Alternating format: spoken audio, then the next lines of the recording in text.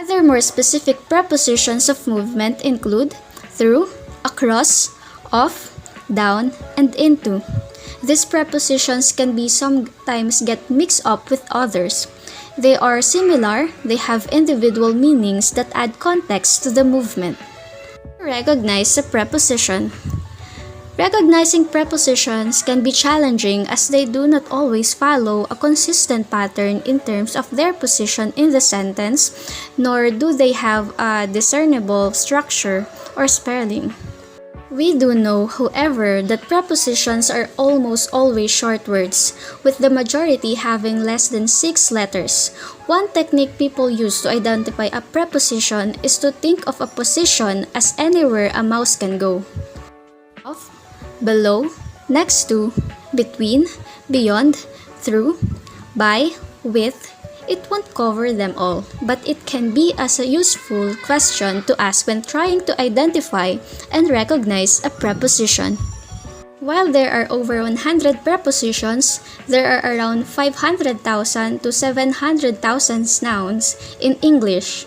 It is usually anyone will learn so many nouns, but recognizing them and mastering preposition might be a worthwhile and attainable goal. Prepositions with noun. There are a lot of different nouns that carry specific preposition to consolidate their meaning. They are called dependent prepositions. Again, there isn't a set of rules that says a particular type of noun will take a dependent prepositions, although they normally follow the noun. Moreover, there are many possible combinations. Essentially, it's a case of familiarizing yourself with the different possibilities of nouns and dependent prepositions. Example, she had knowledge of physics. With verbs. The phrasal combinations of verb and preposition are important parts of speech. The prepositions again act as link between the verb and noun or gerund, giving extra meaning to the sentence.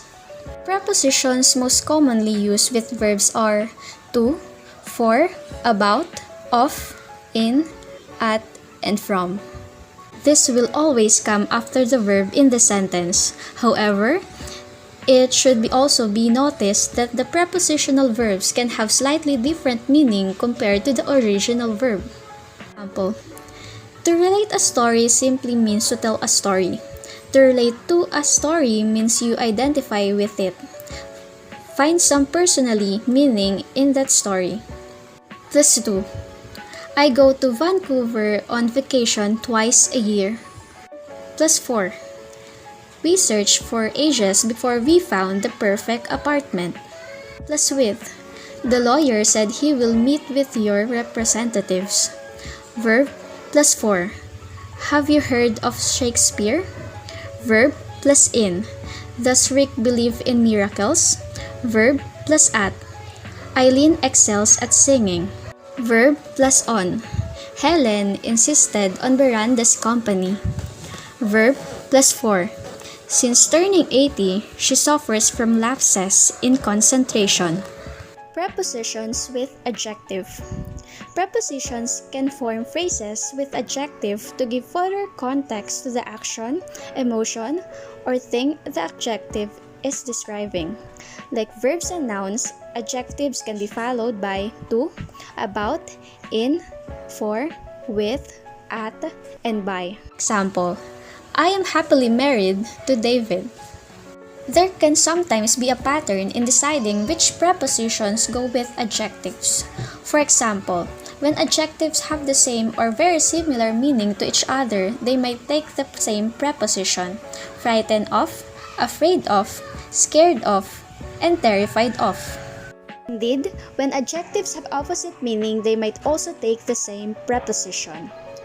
For example, good at, great at, superb at, wonderful at.